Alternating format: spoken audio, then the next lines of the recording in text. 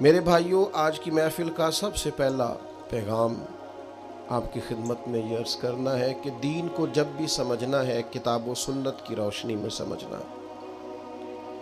میں اپنے احباب کی خدمت میں یہ بات عرض کروں گا کہ آپ قرآن و حدیث کے طالب علم بنیں، تاریخ کے طالب علم نہ بنیں۔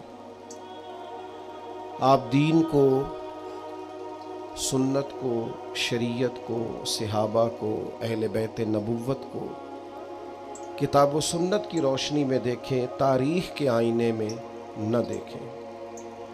تاریخ کو لوگ بڑا مسخ کر کے پیش کرتے ہیں۔ تاریخ ہمیشہ مورخ پر ڈیپینڈ کرتی ہے، وہ کس نگاہ اور کس زاویہ نظر کا آدمی تھا۔ تاریخ میں لوگ تبدیلیاں کر دیتے ہیں، اپنی من مانی شخصیات کو ہیرو بنا دیتے ہیں اور اپنے مزاج کے مطابق لوگوں کو زیرو کر دیتے ہیں۔ ہمارے سامنے اللہ کے محبوب علیہ السلام کے ارشادات موجود ہیں، صحابہ کی عظمت پر بھی اور اہل بیت کی عظمت پر بھی۔ صحابہ کے مختلف افراد کے نام لے لے کر حضور نے شانیں بیان کی ہیں، عظمتیں بیان کی ہیں، جناب صدیق اکبر کی، حضرت فاروق اعظم کی، حضرت عثمان غنی کی، مولا علی کی، حضور نے شانیں بیان کی۔ اور نبی پاک نے نام لے لے کے عظمتیں بیان کی ہیں، حضرت حسنین کریمین کی، سیدہ فاطمہ کی۔ تو جب ہمارے پاس واضح ارشادات موجود ہیں تو پھر ہمیں تاریخ کے تناظر میں جھانکنے کی ضرورت نہیں ہے۔ تو آپ بس سمجھ لیں کہ اس شخص کی عظمت حضور نے بیان کی اور اس کی نسبت نبی پاک علیہ السلام کے ساتھ ہے، تو ہمیں کسی تاریخ میں الجھنے کی ضرورت نہیں ہے۔ دوسری میں آپ کی خدمت میں یہ بات عرض کروں گا کہ ہم جو اہل السنہ ہیں، ہمارا اللہ کے فضل سے ایک تاریخی تسلسل ہے۔ ہماری اسناد بڑی مضبوط ہیں، ہمیں جن ذرائع سے دین پہنچا ہے وہ ذرائع بڑے مضبوط ہیں۔ ہم نے جہاں سے روایات لی ہیں وہ راوی بڑے مستحکم ہیں، بڑے ثقہ ہیں۔ ضرورت نہیں ہے آپ کو ادھر ادھر جھانکنے کی اور اس کی بھی بات سننے کی اور اس کی بھی بات سننے کی۔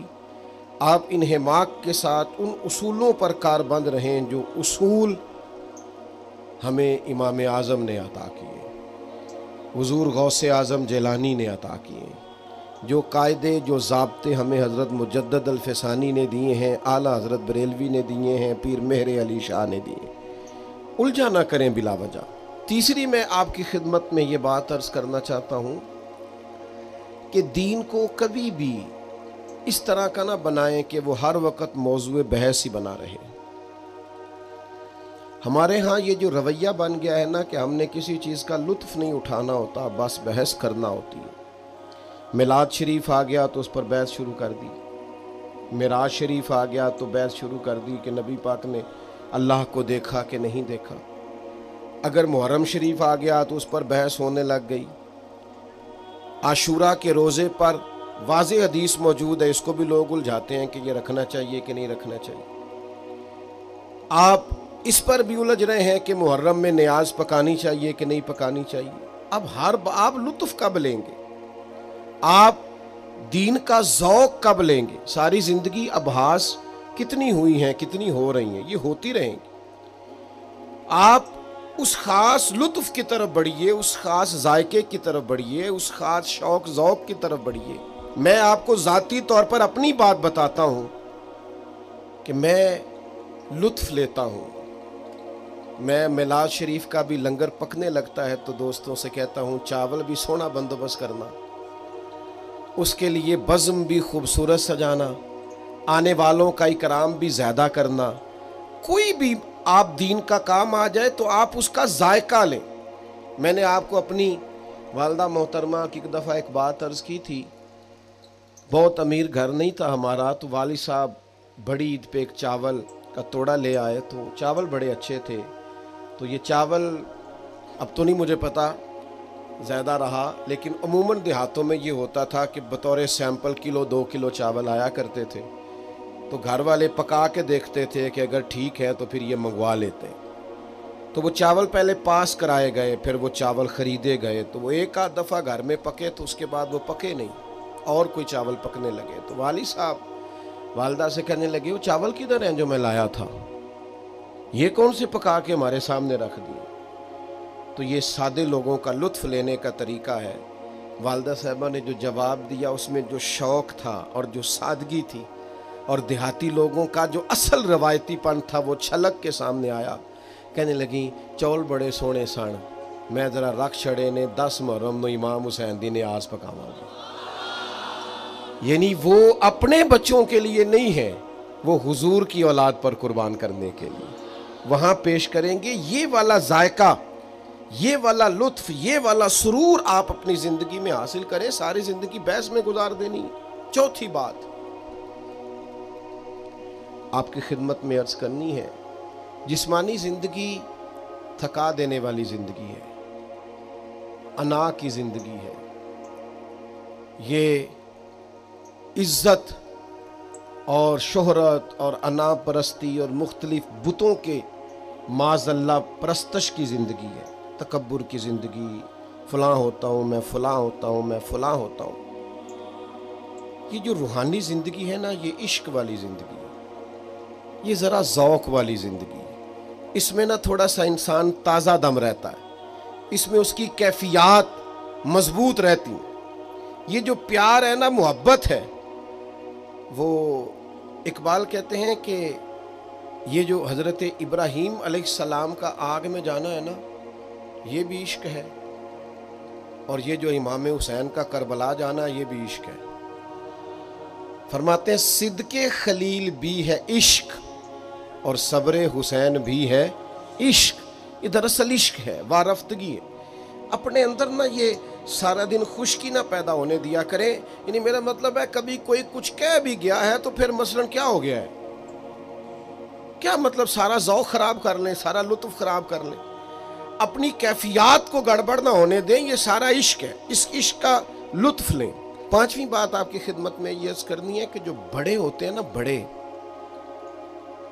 ان پر بحث نہیں ہوتی، ان کی غلامی ہوتی ہے، بڑوں کی فرما برداری ہوتی ہے، بڑوں پر بحث۔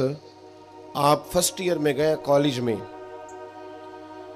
یا آپ درسیات میں درس نظامی میں داخل ہوئے ہیں، پہلے دن آپ کے استاد صاحب آئے ہیں کالج میں، اسکول میں، مدرسے میں، کسی جگہ بھی، سمجھ لیں اردو کے ٹیچر آ گئے، انہوں نے آ کے کہا کہ نکالو کتابیں، سبق پڑھیں۔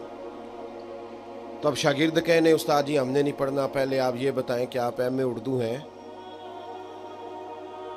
اور پھر اگر آپ ایم اے اردو ہیں تو ساتھ یہ بھی بتائیں کہ آپ نے ایم فل کیا ہوا ہے، یا آپ بی اے ہیں تو بی ایڈ ہیں، آپ ایم اے ہیں تو ایم ایڈ ہیں، اور پھر یہ بھی بتائیں اگر آپ کی ڈگریاں ٹھیک ہیں تو آپ کوئی تجربہ رکھتے ہیں پڑھانے کا پہلے، اور پھر اگر تجربہ بھی رکھتے ہیں تو یہ بتائیں کہ اس ادارے میں آپ میرٹ پہ ہیں کہ سفارش پہ ہیں۔ تو یہ سارے سوال اگر شاگرد پوچھے تو استاد جواب دے گا؟ کیوں جی، غلط سوال ہے، غلط سوال ہے۔ سوال تو ٹھیک ہیں پر یہ شاگرد کے نہیں بنتے، سوال درست ہے۔ یہ ادارے کا پرنسپل کرے نا آنے والے سے کہ آپ کی تعلیم کیا ہے، آپ کی ڈگری کیا ہے، یا ادارے کی مینجمنٹ کرے، یا کوئی ایسا شخص جس کی ڈیوٹی لگائی گئی ہو۔ شاگرد اگر یہ سوال کرے تو اسے جوتے پڑیں گے کہ تو بڑا بدتمیز ہے، نالائق ہے، تیرا کام پڑھنا ہے تو کتاب کھول، میں پڑھانا چاہتا ہوں، میں کوئی بھی ہوں، جب اس کمرے میں مجھے بھیجا گیا ہے تو بطور استاذ بھیجا گیا ہے، سمجھ لیں آپ، بلا مثال و بلا تشبیہ۔ ہمیں نبی پاک علیہ السلام نے کہا ہے میں نے نہ یا تربیت کر کے تمہیں لوگ دیے ہیں، یہ صحابہ اور اہل بیت تمہیں تربیت کر کے دیے ہیں، الصحابی کالنجوم، میں نے انہیں ستارے بنایا ہے، تم جس کی بھی پیروی کرو گے اللہ تمہیں ہدایت عطا فرمائے گا۔ ہم نے ان پر بحث نہیں کرنی، اللہ کے محبوب کی شان ہے وَيُزَكِّيكُمْ، حضور تزکیہ نفس کرتے ہیں، اور نبی پاک علیہ السلام چھوٹی چھوٹی باتوں پر تزکیہ کرتے تھے، چھوٹی چھوٹی باتوں پر، یعنی بس پھول بوٹے بنے ہوئے ہیں، نقش و نگار، یہ ہمارے عرف میں کہتے ہیں کڑھائی ہوئی ہے، اس طرح کے پردے گھر میں لٹکا لیے تھے سیدہ پاک نے، حالانکہ جائز ہے، کوئی مسئلہ نہیں، ہماری مسجدوں میں لٹکے ہوئے ہیں آج کل، بالکل کوئی ممانعت نہیں شریعت کی، انسانی شکل نہ بنی ہوئی ہو، نقش و نگار بنے ہوئے تھے، سیدہ فاطمہ نے پردے گھر میں لٹکا لیے، حضور تشریف لائے اور قدم اندر رکھتے ہی واپس چلے گئے۔ مولا علی شیر خدا رضی اللہ تعالیٰ عنہ پیچھے حاضر ہوئے، عرض کی یا رسول اللہ سیدہ پاک تو پریشان ہو گئیں، کیا ہوا؟ فرمایا میرا اور دنیا داری کا کیا تعلق، یعنی جو چیز بالکل جائز ہے لیکن یہاں بھی زہد سکھایا، ورع سکھائی، تقوی سکھایا۔ حضرت سید عائشہ صدیقہ رضی اللہ تعالیٰ عنہ فرماتی ہیں، یہ بھی سیاستہ میں موجود ہے، فرماتی ہیں خاتون کا قد چھوٹا تھا تو میں نے کہہ دیا قد کتنا چھوٹا ہے، تو فوراً محبوب نے احتساب فرمایا، تزکیہ نفس کرتے ہیں نا حضور، فوراً نبی کریم علیہ السلام نے فرمایا عائشہ آپ نے ایسی بات کی ہے کہ اگر یہ بات میں کسی سمندر میں ڈال دوں تو اس کے پانی کا ذائقہ بدل جائے گا۔ کیوں بات کی کسی کے بارے میں؟ آپ بات کو سمجھیں۔ آج بڑا مسئلہ کیا ہے ہمارا، بڑی جلدی لوگ صوفی ہو جاتے ہیں، بڑی جلدی لوگ عالم ہو جاتے ہیں، بڑی جلدی ان کی عزت ہو جاتی ہے، بڑی جلدی وہ ناراض ہونے لگ جاتے ہیں۔ اچھا بہت ساری باتیں ایسی ہوتی ہیں جو ان کے حق میں ٹھیک ہو رہی ہوتی۔ میرے حضرت صاحب قبلہ عالم رحمت اللہ علیہ فرمایا کرتے اپنے دشمنوں کی باتیں غور سے سنا کرو، وہ تمہاری غلطیاں ڈھونڈ ڈھونڈ کے لاتے ہیں۔ دوستوں سے زیادہ دشمنوں کی سنا کرو، اپنوں سے زیادہ بیگانوں پر غور کیا کرو، وہ کیا کہتے، وہ تلاش کر کے لائیں گے تمہارے اندر کوتاہیاں کہاں پائی جائے، تمہیں اصلاح کا موقع ملے گا۔ تو صحابہ کا تزکیہ کر کے تیار کر کے ایک جماعت ماڈل بنا کے حضور نے ہمیں دی۔ عقائد میں تقلید نہیں ہوتی، تقلید مسائل فقہ میں ہوتی ہے۔ عقائد میں ہم امام اعظم کے کہنے پہ اللہ رسول کو نہیں مانتے، عقائد میں تقلید نہیں، لیکن صحابہ کا ایمان معیار ایمان ہے، اہل بیت کا ایمان معیار۔ وَإِذَا قِيلَ لَهُمْ آمِنُوا كَمَا آمَنَ النَّاسُ، جب ان سے کہا جاتا ہے اس طرح ایمان لاؤ جس طرح یہ لوگ ایمان لائے ہیں صحابہ اور اہل بیت، تو ہم نے ان پر بحث نہیں کرنی، ہم نے ان سے سیکھنا ہے۔ سمجھ آ گئی ہے میری باتوں کی؟ یہ میری 5 باتیں انشاءاللہ یاد رہیں گی۔